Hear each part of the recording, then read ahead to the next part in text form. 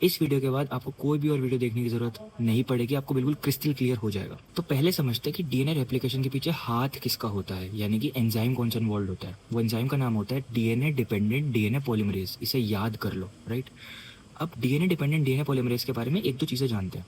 सबसे पहली बात, ये जब भी डीएनए सिंथेसाइज करता है, ये एक पर्टिकुलर डायरेक्शन में ही डीएनए सिंथेसाइज कर सकता है। द डायरेक्शन इज 5' to 3', यानी कि 5' से स्टार्ट करेगा और 3' की तरफ ये डीएनए रेप्लिकेट करता हुआ जाएगा। दूसरी बात, ये एंजाइम जितना फास्ट होता है उतना ही एक्यूरेट होता है, यानी कि ये हर एक बेस पेयर को बहुत ही स्पीड से और साथ साथ बहुत एक्यूरेटली प्लेस करता जाता है। ये दो चीज़ें हो गई। अब समझते हैं एक बार डीएनए रेप्लिकेशन। हमें पता है कि डीएनए के दो स्ट्रैंड्स होते हैं, ये एक स्ट्रैंड, ये दो स्ट्रैंड। अब अगर हमें रेप्लिकेशन करनी है तो आइडियली हमें दो स्ट्रैंड अलग अलग चाहिए। ये पहली स्ट्रैंड, ये दूसरी स्ट्रैंड। पहली स्ट्रैंड का टेम्पलेट एज अ टेम्पलेट इसे यूज़ करेंगे, इसके लॉन्ग रेप्लिकेशन हुई।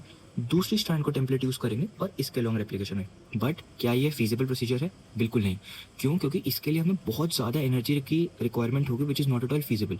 तो इसका सोल्यूशन क्या निकलता है कि रेप्लिकेशन जो होती है वो छोटे छोटे सेगमेंट्स, छोटे छोटे सेक्टर्स, छोटे छोटे एरियाज में होती है। जैसे मान लो ये हमारी दो स्ट्रैंड्स है, ये डीएनए की स्ट्रैंड्स है, ऐसे खुल गई, ठीक है, ऐसे खुल गई, मैं आपको ऐसे दिख रहा हूँ, ऐसे खुल गई। अब ये एक टेम्पलेट है, ये दूसरा टेम्पलेट है। अब इसके लॉन्ग रेप्लिकेशन होगी और यहाँ पे इसके लॉन्ग रेप्लिकेशन होगी, राइट। ये जैसे खुली है, ये जैसे खुली है, ये फोक की तरह खुल गई, इसलिए इसे कहते हैं रेप्लिकेशन फोक। तो जो भी डीएनए रेप्लिकेशन होगी वो इस रेप्लिकेशन फोक के अंदर ही होगी।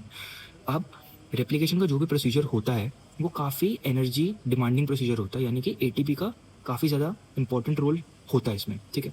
उसके बाद हमने अभी स्टार्टिंग में सुना था कि डीएनए डिपेंडेंट डीएनए पॉलीमरेज सिर्फ एक डायरेक्शन में डीएनए सिंथेसाइज करता है, विच इज़ 5' to 3'। तो अब एक टेम्पलेट की पोलैरिटी तो होगी 5' to 3', एक टेम्पलेट की पोलैरिटी होगी 3' to 5', राइट। जक्स्टापोजिशन होता है। अब जो 3' to 5' वाली जहाँ पे पोलैरिटी है वहाँ पे तो डीएनए डिपेंडेंट डीएनए पॉलीमरेज सीधा 5' to 3' सीधा सीधा बनाता चला जाएगा डीएनए। बट जो 5' to 3' वाली पोलैरिटी है वहाँ पे discontinuous synthesis of DNA segment होता है। क्यों? क्योंकि सिर्फ एक ही डायरेक्शन 5' to 3' में बनता रहेगा और बाद में उन डिसकंटिन्यूअस स्ट्रैंड्स को बाद में डीएनए लाइगेज की हेल्प से जोड़ दिया जाएगा, राइट। कौन सी स्ट्रैंड पे डिसकंटिन्यूअस सिंथेसिस होता है?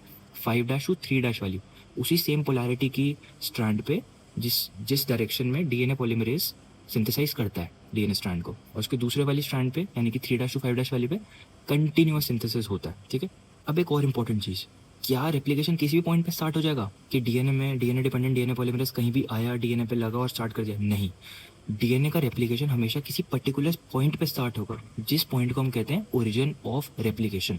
ये बहुत इंपॉर्टेंट चीज़ है, ठीक है। सो ये कुछ पॉइंट्स है डीएनए रेप्लिकेशन के बारे में। आपको कोई डाउट्स हो आप कमेंट सेक्शन में पूछ सकते हो।